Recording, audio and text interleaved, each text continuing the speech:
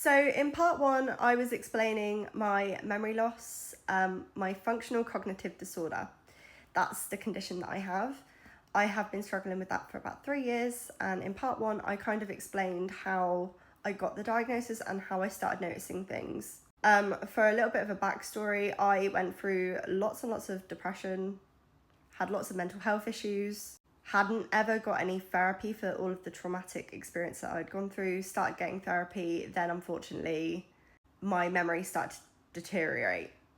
I've been asked if the condition that I have is degenerative, and I think that for the most part there is no way of knowing. I have been told that some people it can improve, others it can get worse, and others it can develop into other things. There is no way of knowing how long is a piece of string. From my own research, it can develop into Alzheimer's later on in life. But again, there is no concrete evidence on this. So every day is literally a new day for me, which sounds bizarre, but that's how my memory works. So I have memories, but I would say 80% of my memories have been wiped clean. It doesn't get saved in the database, it evaporates. There is no other way to explain it other than my database has been compromised because my brain rebooted itself to survive what I'd experienced up until that point. And now I work on 24 to 48 hour memory where I only retain half of that information, and if I get triggered, it can delete even more than that. It can become extremely frustrating. So I have to be very organized and keep on top of my entire life, because if I don't, I will forget very important information, events, etc. It's quite meticulous when this happens, because it's a lot to have to experience. With regards to Alzheimer's and stuff being a contributing factor, because I don't know if I will get that, it's why I try to be more organised with things, so I can not just keep track for my sake, but for my family as well. I'm only 31, and as I said, I've been dealing with this for 3 years, so each day is like a brand new day. And it doesn't happen straight away. Like, I don't instantly forget things. It's like I go to bed and then the information gets deleted. I don't get any choice of what I can keep from the day before.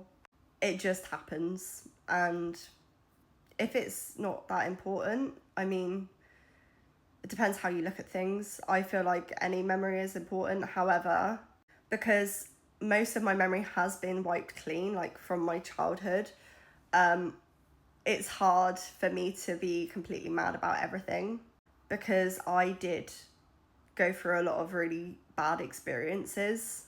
So pretty much most of my memories aren't that great. To try and explain my background a little bit more, I grew up in a really bad household. I would say that both of my parents weren't very present in my upbringing, and when they were, it was quite violent. More on my mum's side than my dad's. I think that my mum has some issues herself. I think that my dad has some issues himself that he hasn't dealt with. And I think that that is a cocktail for no kid to be involved with. Experiences outside of the family home had happened. I got bullied a lot at school, got into fights quite a lot, started drinking very young because of stuff that had happened to me, which I won't go into on here. But from a very young age, there was a lot of things that happened. And when I grew up, I got into relationships that weren't great, that didn't work, toxic environments, worsening home problems and troubles. Yeah, you get the picture. It was all pretty bad. When I became a mum, I started struggling physically with my body and mentally not doing so great. And then after a while, I started feeling safe enough that my brain started basically saying, like, we're safe now, but you have a lot of stuff that you need to work on in your head because you've not dealt with any of it for a very, very, very long time, and we're not coping anymore with this. Like, we can't suppress this anymore. So because of this, I got depression and I went to therapy, and I just told you the story in part 1, what happened there. And unfortunately now I have this condition. So I've caught you up completely. For the most part, like I said, not remembering stuff is not the end of the world for me, because like I said, there wasn't really much good to remember. I remember some bits, but they're kind of foggy and I can't place the memory, if that makes sense. Like, there isn't like timelines and stuff. I can kind of remember some of my like parts of like when I was a certain age, but like other than that, I don't know when it took place. Like, I couldn't tell you if it was summer, autumn, winter, like whatever, unless it was like a holiday memory, if that makes sense. I don't remember a lot of school. I was really, really naughty. I acted out a lot when I started, especially high school, just because my home situation was so bad. Another thing that happened that I haven't explained about my backstory is my mum left when I was 13 and took my youngest brother. And to put more on that, my brother lives in a home because he has mental health problems associated with what he experienced growing up. So yeah, unfortunately, because of his involvement with my mum, who I don't speak to, I don't speak to him either. I have a severe problem with lying because of my background, and that is still very much true today. Lies and stuff are like a no-no.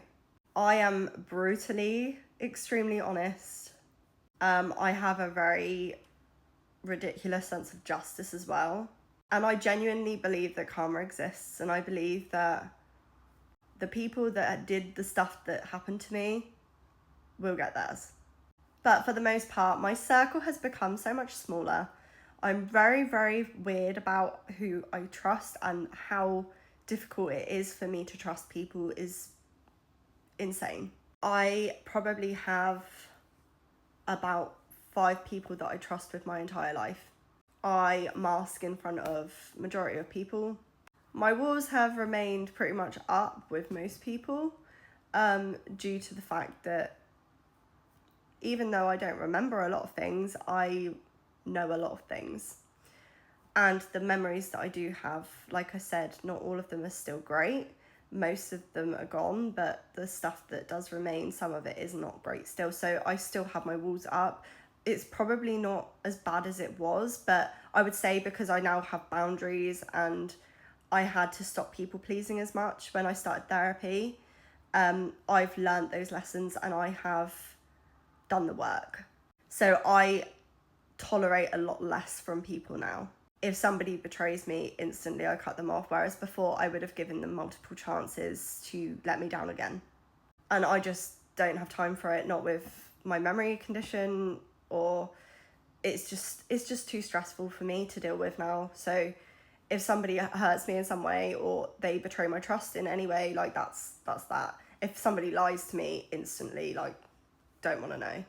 So yeah, my tolerance of people is little, and people that used to know me probably don't know me as well now and don't know this version of me, because I'm not the same person. I genuinely have changed, and I don't think that it's a bad thing that I have changed, because I have a whole new outlook on the world. If you guys have any questions regarding my memory loss and how it affects me, if I can answer it, I will answer it. Just drop me a comment and I will do what I can to answer.